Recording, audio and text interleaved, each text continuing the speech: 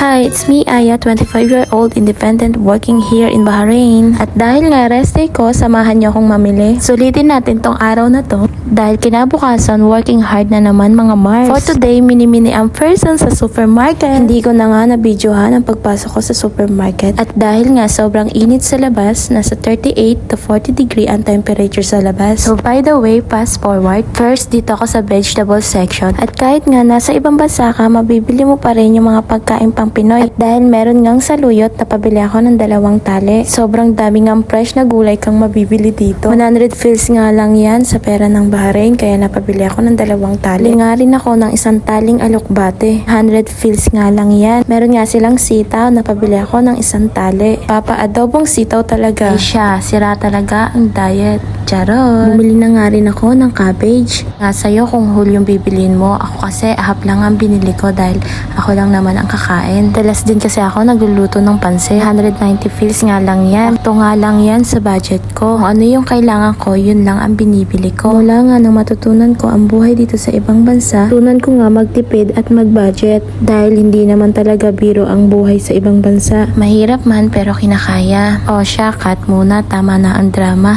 Iyak na naman yan, char. Fast forward na nga. Papresh nga rin ang mga prutas dito. Pero hindi muna ako bumili dahil hindi pa ubos yung prutas kong nabili nung mga nakaraan. Doon nga rin akong napansin na Filipino bread dito. Napakamura nga lang. 125 fils lang ang isang piraso. Dahil nga hindi ako mahilig sa matamis, madalas croissant lang ang binibili ko. May ang klaseng bread na meron sila. Dami mo talagang pagpipilian. Bumili nga rin ako ng ilang pirasong lemon. 700 plus fils nga ang kilo ng lemon, kaya ilang piraso lang ang binili ko. Budget nga lang talaga yan mga Mars. Bumili nga rin ako ng isang klaseng cabbage dito. Ayan nga ang gulay ang madalas kong nilalagay sa salad. Ayan nga lang ang binili kong gulay. Kung nga magbayad sa counter ay kailangan mo muna palagyan ng label. Na-realize ko ang hirap nga talagang mag-vlog mag-isa. Bukod nga sa baguhan ay nakakahiya nga rin minsan sa tao. Ay kaliwali. Katapos ko nga magpalagay ng label sa gulay ay pumunta nga ako dito sa mga seafood. Iba't ibang klase nga yung mga nakapack dito.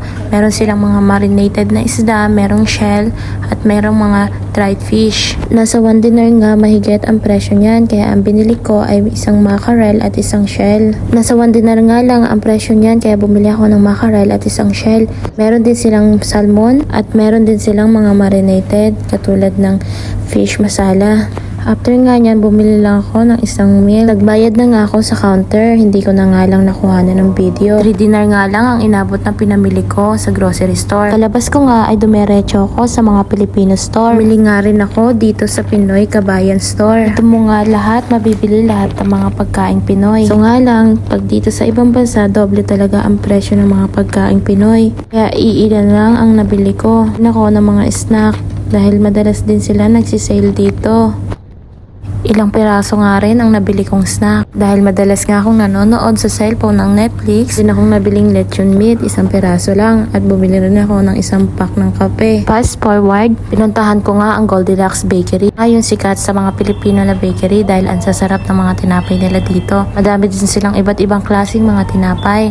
Bumili nga ako dyan ng 2 pack ng pandesal. At meron nga rin silang mga tindang ulam dyan. Bago nga ako umuwi, kumain nga ako dyan at nag-order ako ng 2 ulam at isang kanin. Dito sa Good Idea, talagang dumadaan kami dito sa bakery na to. Meron silang mga lutong ulam dito, kaya bago ako umuwi, kumain muna ako. Umorder ako ng 2 ulam at isang kanin. Nakakagutom din talaga pag paikot-ikot ka. Lagi nga akong dumadaan dito pagkatapos kong mamili. Lagi kong binibili yung pandesal nila dahil sobrang sarap nga at malasa. Pagkatapos ko nga kumain ay umalis na rin ako dahil sinundo na ako ng transport ko. Sa Shell no, may transport. Ayan yung mga private transport namin. Pagka-pricing nga lang ang price, parang kagaya dyan sa atin sa Pinas, parang taxi. Kaya kung palagi kang lalabas ay napakagastos talaga. Medyo malayo talaga yung place ko. Nasa 30 to 40 minutes na ang biyahe mula sa supermarket na pinupuntahan ko. Dito na nga nagtatapos ang ganap ko sa buong maghapon. Thank you for watching!